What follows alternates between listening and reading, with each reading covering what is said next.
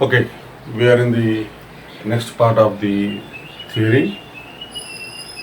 And the earlier class we discussed a few question and answers over there, and we'll now move on to the theoretical part.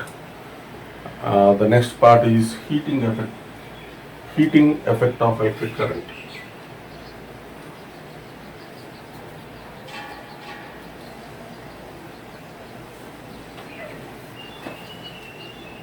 Electric current.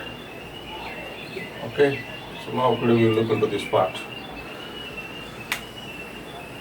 So in this heating effect of electric current here, we know that cell or battery is source of our energy, is the source of electricity, or what do you call this as the energy. Cell or battery. So we just look into the cell here. Here it is. We will just determine like this, and this acts as our source for us. Okay. Now, in this, what is providing us this energy? That means here we can easily understand, and already you know, and you have learned it in your earlier classes, that the chemical reactions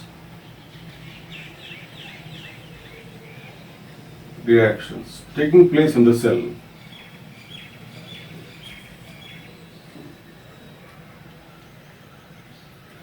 is responsible for this. So due to the chemical reactions taking place in the cell, what is happening means, so this is maintained at higher potential and this is maintained at lower potential. Already you know, we have understood when you are making an electrolytic cell, they use two electrolytes. One is positive and negative. Similarly here also here. So because of the chemical reactions taking place in the cell, one will be maintained at higher potential and the other is maintained at lower potential. So because of that reason here, so a potential difference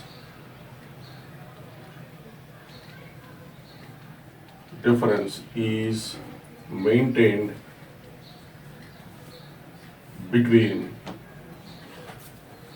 the electrodes or between the terminals. We can take this as the terminals here. So potential difference is maintained between the terminals because of the chemical reactions taking place in the cell. If the potential difference is there between the two terminals or between the 2 points, between the two terminals or between the 2 points, if potential difference is there, then the charge will flow from high potential to low potential. So because of that reason here, because of the chemical reactions taking place in the cell, so this is maintained at higher potential and this is maintained at lower potential, and now because of the potential difference between the two terminals, now this is having the ability to make the charges to flow. That means if you connected this to a circuit, in a circuit having a resistance or a load. Load means any appliance can be called as the load, a bulb or a fan or any appliance can be called as a load. So load, and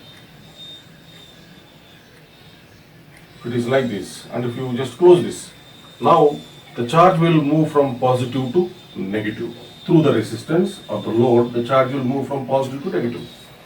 Why the charge will move from positive to negative means because the positive is at higher potential and the negative is at lower potential, and we understood here because of the potential difference maintained between the two terminals, that is due to the chemical reactions taking place in the cell, the current is moving in the circuit. So that we understood. So now here after understanding this, every time here this potential difference is always maintained, and the potential difference is always maintained, and to maintain this potential difference here some energy is spent in the form of chemical reactions. So here some energy is spent in the form of some chemical reactions. And here, because of this energy spent in the chemical reactions, the potential difference is maintained, and because of the potential difference, current is in the circuit. And the question here is, where does this energy go? According to our law of conservation of energy, energy is neither created nor destroyed. So here we are observing here some energy is getting destroyed. But here this energy is not actually getting destroyed, it is changing into another form. Suppose here if it is a bulb here, a bulb is attached here, instead of load I am making it as a bulb. So here the energy is used to produce the light energy. That means the chemical energy here, whatever it is wasted here, dissipated, given out. Here it is coming out in the form of light energy. And here we have seen light energy, and we can also observe some heat is also produced. Not only the bulb, if you just look into the electric fan there, so if you just put on the switch, so the electric energy is used to run the fan, rotate the blades of the fan.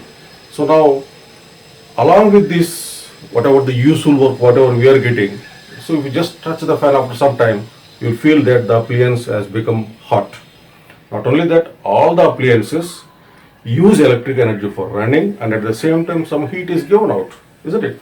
So now here the energy, whatever it is dissipated here, is coming out in the form of light energy and heat energy. Suppose if this is an appliance which is like electric heater or toaster or some heating appliances. If you just take any heating appliances, the complete energy is dissipated in the form of heat.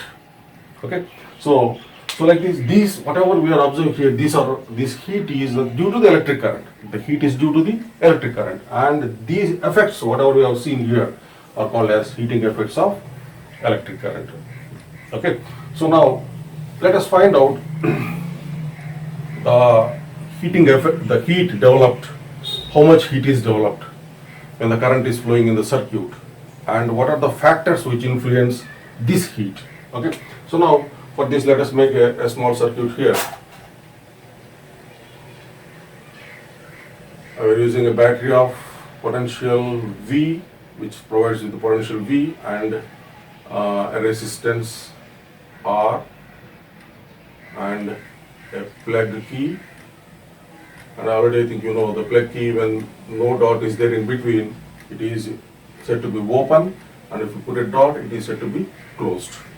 And here, because of this, the current I flows in the circuit. Okay, and if the current I flows in the circuit, that means charge Q is produced is developed in the circuit, is moving in the circuit, and let us take for the time interval T. So now here, what is the work done in moving the charges Q? So already we know the relation V is equal to W by Q, or W is equal to VQ. W is equal to VQ. So now we use this W is equal to VQ, and we know the formula for power. Power is rate of doing work, that is W by T. So P is equal to W by T, and W is VQ, and T, already we know Q is equal to IT. The very first formula what we learned in this chapter. So that is V I T by T. So P is equal to VI. So this is the formula what we got for the power developed in the circuit due to the source. So now we have just got the relation here, P is equal to VA. Okay, so now in this, so from this equation P is equal to W by T, I can write W is equal to P into T. Here the work done is due to the energy, or we can, instead of work, we can go with the energy also. So energy is P into T. So the work is same as the energy. So energy is equal to P into T. So here, what type of energy is dissipated here? It is in the form of heat. So H is equal to P. Instead of P, I am writing VI. VIT. H is equal to VIT. And from Ohm's law, we understood that. I will make it here. So here we got it as P is equal to H is equal to VIT, and by Ohm's law,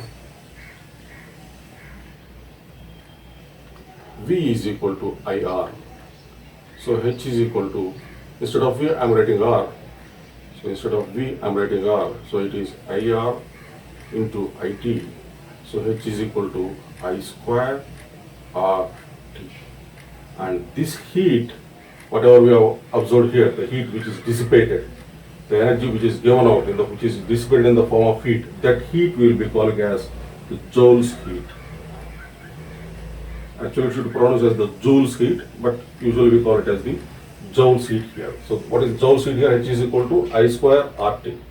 So from this expression, H is equal to I square RT, we can understand that H depends upon I square, H depends upon the resistance, and H depends upon time of passage of the current. So here the question is, what are the factors which influence the heat developed in a resistance or in a resistor or any appliance here? So heat developed depends upon the current. How it depends on the current? Directly proportional to square of the current, H proportional to I square. And the second factor is the resistance. The heat developed depends upon the resistance of the material through which the current is passing, or the resistance of the appliance. How it is depending means H is directly proportional to R. And the other factor is time. Time means here time of passage of the current in the circuit. For how much time the current is allowed to pass in the circuit. So this is also directly proportional. So these are the factors I, R and T, and how they are influencing, and this is about the heating effect of electric current. Okay, the heat developed in the appliances when the current is passing through them. Okay, so this will be calling as the heating effects of the electric current, and here we have derived a relation here. P is equal to VI. This one, the new formula, whatever we got here, it is P is equal to VI, and H is equal to VIT, and the important one is H is equal to I square RT. And the remaining already you know about this. Q is equal to IT very well, and W is equal to VQ already you know. P is equal to W by T already you know about this, and V is equal to IR. Okay. Anyhow, whenever you come across these formulas, just think about it once again. Here, regarding the charge, Q is equal to IT. Regarding the work and the potential, W is equal to VQ. Regarding the power and the work, P is equal to W by T. And regarding the Ohm's law, between V, I and R, V is equal to IR. So this is, so finally here, just we got a very important expression that is equal to H is equal to I square RT. What is this H? Joule's heat. What is this I? Strength of the current. What is this R? Resistance of the material or the appliance. T is the time of passage of the current. Okay. Now, just pause the video and take the screenshot of this.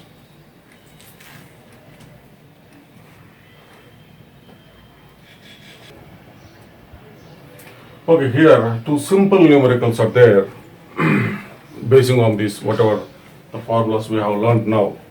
Okay, very easy, you can calculate. Look at it here, the first one.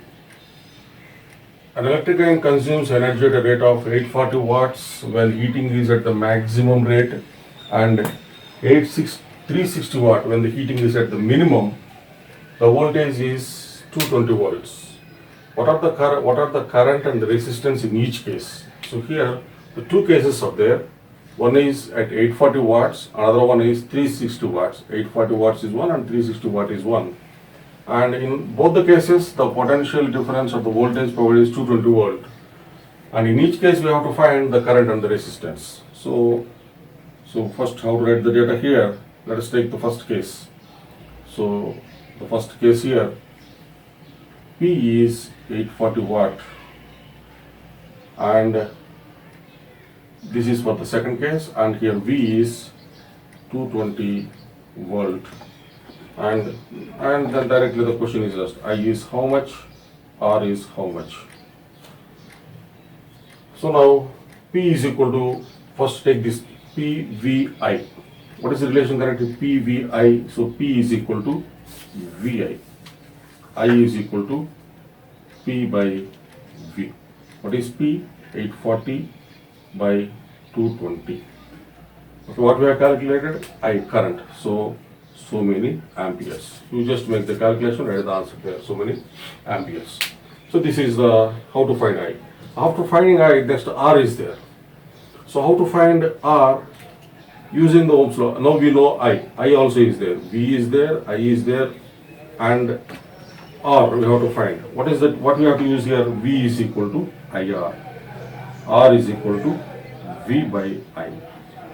What is V? 220. What is I? Whatever you got, you put it here. And so many ohm. And this is for the first case. Similarly for the second case. And here the P is 360 watt and V is 220 volt, and I you have to find and R you have to find. In the same manner, use P is equal to VI, because for these three the relation connecting is P is equal to VI. From this you will get I. So after getting I, use Ohm's law. V is equal to IR, R is equal to V by I, and complete the problem. Okay, so that is regarding what numerical. And the second one is 100 joule of heat are produced. 100 joule of heat. So H is equal to 100 joule. Each second produced, each second time is 1 second. In a 40 omega resistance is 40 omega. Find the potential difference across the resistor V. Potential difference V across the resistor. So now H, T, R, V. So if you want to use this H, T, R, we have the relation H is equal to I square R T. But here we don't have this I. We don't have this I. So now how to find this? I here? Reducing find the potential difference across the resistor V, which is equal to I square RT. If you look at here, you have to find V. How we can find V here? Using this relation we cannot find here. So V is equal to IR. We can find V, but in this we don't have I. But from this we can find I and you can use it there. So H is equal to I square RT, and I square is equal to H by RT. I is equal to root of H by RT. So from this you can calculate I, isn't it? So use this I and substitute it here. So V is equal to this value into the resistance. We are going to get so many volt. Okay, so that's about this numerical. We just practice these two and let us meet in the next session.